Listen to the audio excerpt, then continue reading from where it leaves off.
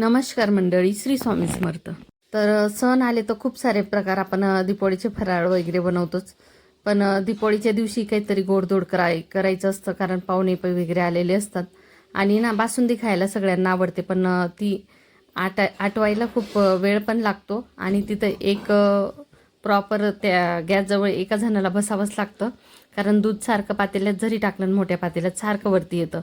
तर मग मी एक छान अशी ट्रिक घेऊन आलेली, कारण मी पहिल्यापासून ना म्हणजे जेव्हापासून माहिती पडलं ना मला की परातीत छान आटते बासुंदी आणि वरती म्हणजे येतच नाही वरती. तर तेव्हापासून मी कुठेही गावाला जरी गेली, त्यांनी बासुंदी करायला घेतली तर मी हीच ट्रिक देते त्यांना. आणि ही ट्रिक मला माझ्या नंदेकडून भेटलेली आहे. तर मलाही वाटतं की तुमच्यापर्यंत पोहोचावी. आणि तुमच्याकडे असे छान छान ट्रिक असल्या तर तुम्ही मला कमेंट्समध्ये नक्की टाका. आणि रेसिपी आवडत असल्या तर एक लाईक करत जा, शेअर करा. नवीन असाल चॅनलवर तर सबस्क्राईब नक्की करून घ्या. धन्यवाद.